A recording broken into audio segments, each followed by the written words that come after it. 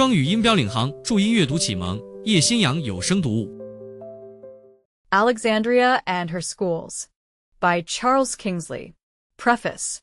I should not have presumed to choose for any lectures of mine such a subject as that which I have tried to treat in this book. The subject was chosen by the institution where the lectures were delivered.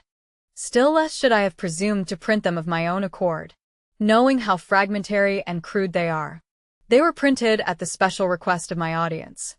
Least of all, perhaps, ought I to have presumed to publish them, as I have done, at Cambridge, where any inaccuracy or syllogism, and that such defects exist in these pages, I cannot but fear, would be instantly detected and severely censured. But, nevertheless, it seemed to me that Cambridge was the fittest place in which they could see the light, because to Cambridge I mainly owe what little right method or sound thought may be found in them, or indeed, in anything which I have ever written. In the heyday of youthful greediness and ambition, when the mind, dazzled by the vastness and variety of the universe, must needs know everything, or rather know about everything, at once and on the spot, too many are apt, as I have been in past years, to complain of Cambridge studies as too dry and narrow. But as time teaches the student, year by year, what is really required for an understanding of the objects with which he meets, he begins to find that his university, in as far as he has really received her teaching into himself, has given him, in her criticism, her mathematics, above all, in Plato, something which all the popular knowledge, the lectures and institutions of the day, and even good books themselves, cannot give, a boon more precious than learning, namely, the art of learning, that instead of casting into his lazy lap treasures which he would not have known how to use, she has taught him to mine for them himself, and has by her wise refusal to gratify his intellectual greediness, excited his hunger, only that he may be the stronger to hunt and till for his own subsistence, and thus, the deeper he drinks, in after years, at fountains wisely forbidden to him while he was a Cambridge student, and sees his old companions growing up into sound-headed and sound-hearted practical men, liberal and expansive, and yet with a firm standing ground for thought and action, he learns to complain less and less of Cambridge studies, and more of that conceit and haste of his own, which kept him from reaping the full advantage of her training. These lectures, as I have said, are altogether crude and fragmentary. How, indeed, could they be otherwise, dealing with so vast a subject, and so long a period of time? They are meant neither as essays nor as orations, but simply as a collection of hints to those who may wish to work out the subject for themselves, and, I trust, as giving some glimpses of a central idea, in the light of which the spiritual history of Alexandria, and perhaps of other countries also, may be seen to have in itself a coherence and organic method. I was of course compelled, by the circumstances under which these lectures were delivered, to keep clear of all points which are commonly called controversial. I cannot but feel that this was a gain, rather than a loss, because it forced me, if I wished to give any interpretation at all of Alexandrian thought, any theodicy at all of her fate, to refer to laws which I cannot but believe to be deeper, wider, more truly eternal than the points which cause most of our modern controversies, either theological or political. Laws which will, I cannot but believe also, reassert themselves, and have to be reasserted by all wise teachers, very soon indeed, and it may be under most novel embodiments, but without any change in their eternal spirit. For I may say, I hope, now what if said 10 years ago would have only excited laughter, that I cannot but subscribe to the opinion of the many wise men who believe that Europe, and England as an integral part thereof, is on the eve of a revolution, spiritual and political, as vast and awful as that which took place at the Reformation, and that, beneficial as that revolution will doubtless be to the destinies of mankind in general, it depends upon the wisdom and courage of each nation individually, whether that great deluge shall issue, as the Reformation did, in a fresh outgrowth of European nobleness and strength, or usher in, after pitiable confusions and sorrows, a second Byzantine age of stereotyped effeminacy and imbecility. For I have as little sympathy with those who prate so loudly of the progress of the species, and the advent of I know not what cocaine of universal peace and plenty, as I have with those who believe on the strength of unfulfilled prophecy, the downfall of Christianity, and the end of the human race to be at hand. Nevertheless, one may well believe that prophecy will be fulfilled in this great crisis, as it is in every great crisis, although one be unable to conceive by what method of symbolism the drying up of the Euphrates can be twisted to signify the fall of Constantinople. And one can well believe that a day of judgment is at hand, in which for every nation and institution, the wheat will be sifted out and gathered into God's garner, for the use of future generations, and the chaff burn up with that fire unquenchable which will try every man's work, without being of opinion that after a few more years are over, the great majority of the human race will be consigned hopelessly to never-ending torments. If prophecy be indeed a divine message to man, if it be anything but a Kabbalah, useless either to the simple-minded or to the logical, intended only for the plaything of a few devout fancies, it must declare the unchangeable laws by which the unchangeable God is governing, and has always governed, the human race, and therefore only by understanding what has happened can we understand what will happen.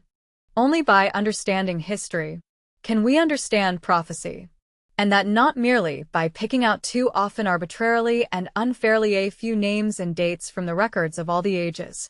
but by trying to discover its organic laws, and the causes which produce in nations, creeds, and systems, health and disease, growth, change, decay, and death. If, in one small corner of this vast field, I shall have thrown a single ray of light upon these subjects, if I shall have done anything in these pages towards illustrating the pathology of a single people, I shall believe that I have done better service to the Catholic faith and the Scriptures than if I did really know the times and the seasons which the Father has kept in his own hand. For by the former act, I may have helped to make some one man more prudent and brave to see and to do what God requires of him. By the latter I could only add to that paralysis of superstitious fear, which is already but too common among us, and but too likely to hinder us from doing our duty manfully against our real foes, whether it be pestilence at home or tyranny abroad. These last words lead me to another subject, on which I am bound to say a few words. I have, at the end of these lectures, made some allusion to the present war. To have entered further into political questions would have been improper in the place where those lectures were delivered. But I cannot refrain from saying here something more on this matter, and that, first,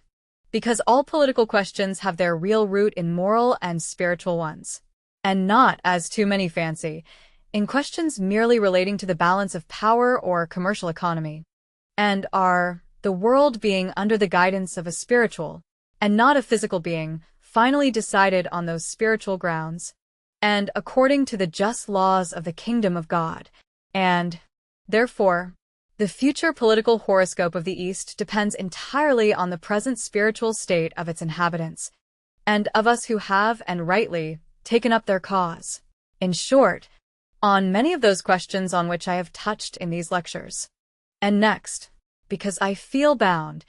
in justice to myself, to guard against any mistake about my meaning or supposition that I consider the Turkish Empire a righteous thing,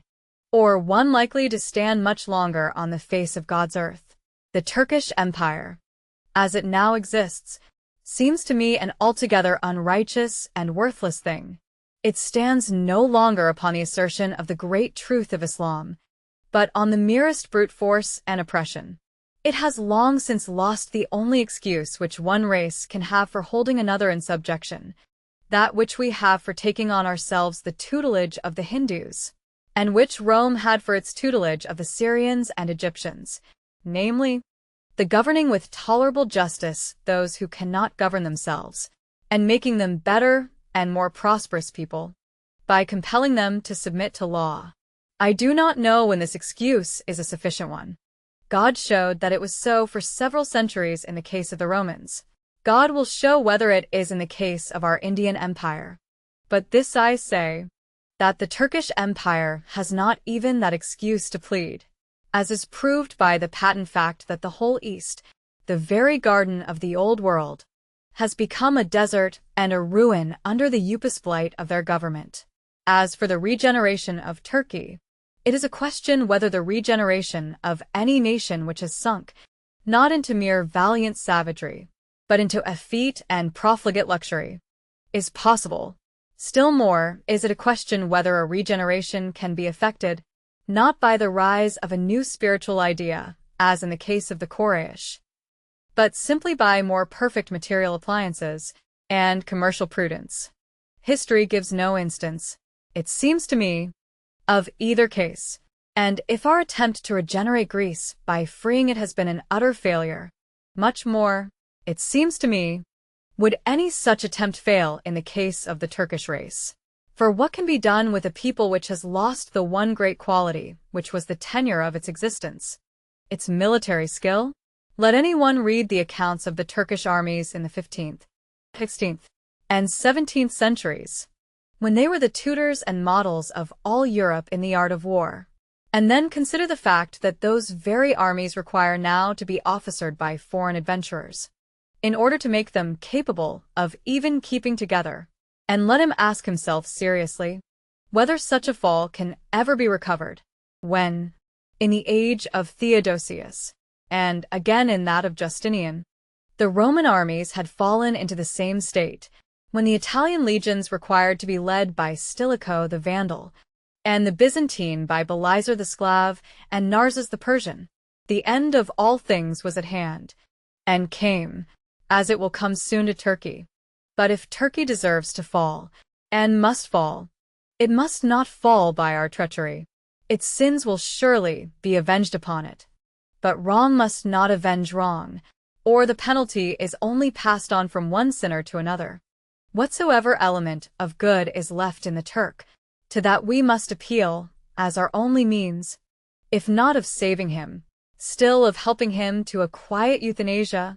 and absorption into a worthier race of successors. He is said, I know not how truly, to have one virtue left, that of faithfulness to his word.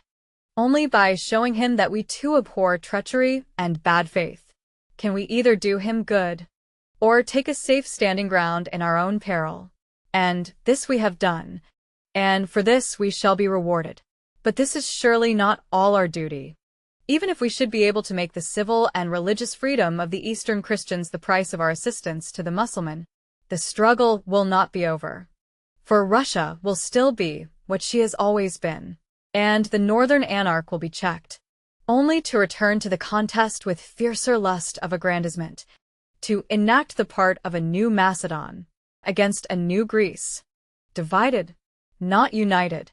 by the treacherous bond of that balance of power, which is but war under the guise of peace. Europe needs a holier and more spiritual, and therefore a stronger union, than can be given by armed neutralities, and the so-called cause of order. She needs such a bond as in the Elizabethan age united the free states of Europe against the anarch of Spain, and delivered the Western nations from a rising world tyranny, which promised to be even more hideous than the elder one of Rome. If, as then, England shall proclaim herself the champion of freedom by acts, and not by words and paper, she may, as she did then, defy the rulers of the darkness of this world, for the God of light will be with her. But, as yet, it is impossible to look without sad forebodings upon the destiny of a war, begun upon the express understanding that evil shall be left triumphant throughout Europe, wheresoever that evil does not seem, to our own selfish short-sightedness, to threaten us with immediate danger, with promises, that under the hollow name of the cause of order and that promise made by a revolutionary anarch the wrongs of Italy, Hungary, Poland, Sweden, shall remain unredressed, and that Prussia and Austria, two tyrannies, the one far more false and hypocritical, the other even more rotten than that of Turkey, shall, if they will but observe a hollow and uncertain neutrality, for who can trust the liar and the oppressor, be allowed not only to keep their ill-gotten spoils, but even now to play into the hands of our foe, by guarding his Polish frontier for him, and keeping down the victims of his cruelty, under pretense of keeping down those of their own. It is true, the alternative is an awful one from which statesmen and nations may well shrink. But it is a question whether that alternative may not be forced upon us sooner or later, whether we must not from the first look it boldly in the face, as that which must be some day, and for which we must prepare, not cowardly, and with cries about God's wrath and judgments against us which would be abject, were they not expressed in such second-hand stock phrases as to make one altogether doubt their sincerity, but chivalrously, and with awful joy, as a noble calling, an honor put upon us by the God of nations, who demands of us, as some small return for all his free bounties, that we should be, in this great crisis, the champions of freedom and of justice, which are the cause of God. At all events, we shall not escape our duty by being afraid of it. We shall not escape our duty by inventing to ourselves some other duty, and calling it order. Elizabeth did so at first. She tried to keep the peace with Spain. She shrank from injuring the cause of order, then a nobler one than now, because it was the cause of loyalty, and not merely of mammon, by assisting the Scotch and the Netherlanders. But her duty was forced upon her, and she did it at last, cheerfully, boldly, utterly, like a hero. She put herself at the head of the battle for the freedom of the world, and she conquered, for God was with her. And so that seemingly most fearful of all England's perils, when the real meaning of it was seen, and God's will in it obeyed manfully, became the foundation of England's naval and colonial empire, and laid the foundation of all her future glories. So it was then, so it is now, so it will be forever. He who seeks to save his life will lose it. He who willingly throws away his life for the cause of mankind, which is the cause of God, the Father of mankind, he shall save it, and be rewarded 100-fold. That God may grant us, the children of the Elizabethan heroes, all wisdom to see our duty, and courage to do it, even to the death, should be our earliest prayer. Our statesmen have done wisely and well in refusing, in spite of hot-headed clamors, to appeal to the sword as long as there was any chance of a peaceful settlement even of a single evil. They are doing wisely and well now in declining to throw away the scabbard as long as there is hope that a determined front will awe the offender into submission. But the day may come when the scabbard must be thrown away, and God grant that they may have the courage to do it. It is reported that our rulers have said that English diplomacy can no longer recognize nationalities, but only existing governments. God grant that they may see in time that the assertion of national life, as a spiritual and indefeasible existence, was for centuries the central idea of English policy, the idea by faith in which she delivered first herself, and then the Protestant nations of the continent, successively from the yokes of Rome, of Spain, of France, and that they may reassert that most English of all truths again, let the apparent cost be what it may. It is true that this end will not be attained without what is called nowadays a destruction of human life. But we have yet to learn, at least if the doctrines which I have tried to illustrate in this little book have any truth in them, whether shot or shell has the power of taking away human life. And to believe, if we believe our Bibles, that human life can only be destroyed by sin, and that all which is lost in battle is that animal life of which it is written, "Fear not those who can kill the body, and after that have no more that they can do. But I will forewarn you whom you shall fear, him who, after he is killed, has power to destroy both body and soul in hell. Let a man fear him, the destroying devil, and fear therefore cowardice,